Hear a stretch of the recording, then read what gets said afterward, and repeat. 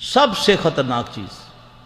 رسول اللہ صلی اللہ علیہ وسلم فرمایا کہ اگر کوئی چیز تقدیر پر بھاری ہوتی تو وہ نظر ہے. تقدیر پر جو بھاری ہوتی تو وہ کیا ہے؟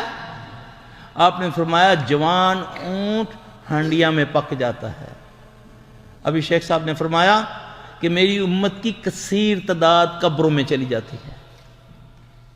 اب اسلام تمہیں سادگی کا درس دیتا ہے. ہمارے پاس بہت واقعات آتے ہیں. ابھی شادی ہوئی، 2 دن ہوئے شادی ہوئی ہے، بچے کو دورے پڑنے شروع ہو گئے. اب وہ ہمارے پاس آئیں جی چاچی نے جادو کر دیا. ہاں جی، اب وہ لڑکی کہتی ہے میں نے نہیں رہنا، لڑکا کہتا ہے میں نے نہیں رکھنا. جب ہم نے دیکھا علاج شروع کیا تو پتہ چلا یہ تو نظر لگی ہوئی ہے اس کو. یعنی کہ جب 40,000 کا اس کو غرارہ پہنائیں گے، 10,000 روپیہ دے کر اس کو بیوٹی پارلر سے ٹبی اس کو سیدھا کروا کے جب لوگوں کے سامنے بٹھائیں گے تو کون اس کو دیکھے گا ماشاءاللہ کر کے؟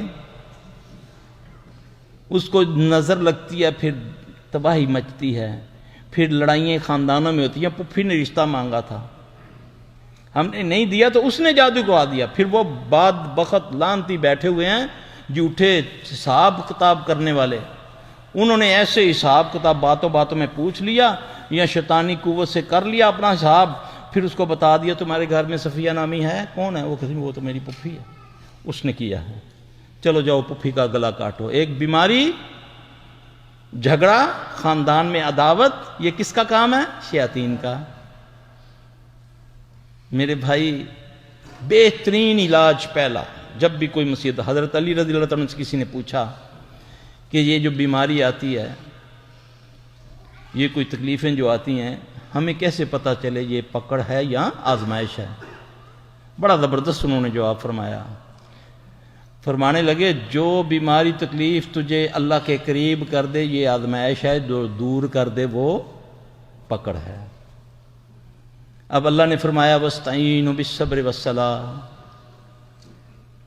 اے ایمان والو مجھ سے مدد چاہتے ہو، مجھ اللہ سے مدد چاہتے ہو تو کیا کرو گے؟ پیروں کے پاس جاؤ، قبروں میں جاؤ، زندوں کے چرنوں میں بیٹھو. وَاسْتَعِينُوا بِالصَّبْرِ وَالصَّلَاةِ، اللہ کی قسم جتنی جلدی رب مانتا ہے ماں بھی نہیں مانتی. مناؤ اپنے رب کو، وہی بیمار کرتا ہے وہی شفا دے گا، وہی شر پیدا کرتا ہے اسی شر سے وہی بچائے گا. قُلْ أَعُوذُ بِرَبِّ الْفَلَقِ مِنْ شَرِّ مَا خَلَقَ، یہ آزمائش ہمارے لیے اسی نے پیدا کی ہے، پھر اسی کو کہنا ہے ہم نے. وہ کتنا دور ہے تم سے، اتنے تو تم بھی اپنے قریب نہیں ہو جتنا میرا رب ہے تمہارے قریب. نحن اقرب الیہ من حبل الورید، وہ تو تمہاری رگ حیات کے قریب ہے. تم ایک بار کہو یا رب، وہ 10 بار کہتا ہے یا عبدی. اس رب کی بات کر رہا ہوں جو ساری کائنات کی مخلوق بے یک وقت اس کو پکارے، وہ سب کی پکار سنتا ہے اور اس کو عطا کرتا ہے. وہ رات کا اندھیرا کالا، یہ پہاڑی کے اوپر پتھر کے اوپر چونٹی رینگتی، وہ اس کے قدموں کو بھی سنتا ہے. وہ رب تیرا، تم اس کو چھوڑ کے نانگے بابے آستانوں پہ جاتے ہو، کہتے ہو یہ کرنی والے نے مجھے کر کے دیا، نعوذ باللہ من ذالک.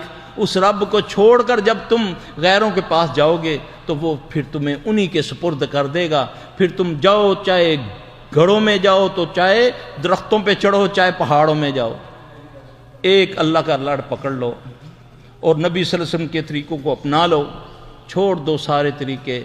انشاءاللہ العزیز اللہ تبارک و تعالیٰ تمہاری جسمانی بیماریوں سے بھی شفا دے گا، روحانی اندر کی جو بیماریاں اس کی بھی، ظاہری اور باطنی ہر بیماری سے تمہیں شفا دے گا. دوا بھی اور دوا بھی اللہ ہی نے پیدا کی ہیں، ساری جڑی بوٹیاں بھی اللہ نے، ڈاکٹر اور سارے حکیم بھی بنائے ہیں. پھر اللہ تمہارے لیے راستہ نکالے گا. تمہارے گھر میں ہی نمک نکلے گا، تمہارے گھر میں ہی لہسن نکلے گا، اجوائن نکلے گی، وہی پڑیا کھاؤ گے. اللہ تمہاری وہ بیماری جس کے پیچھے تم سالوں سے گھوم رہے تھے دنیا میں، کبھی کوئی امریکہ جا رہا تھا، وہی 2 نسخے اللہ دے گا گھر میں، وہی کوٹ کے کھا لو گے، اللہ شفا دے دے گا.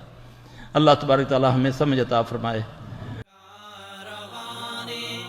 دعوت قرآن و حدیث مرکز جمعیت اہل حدیث پاکستان.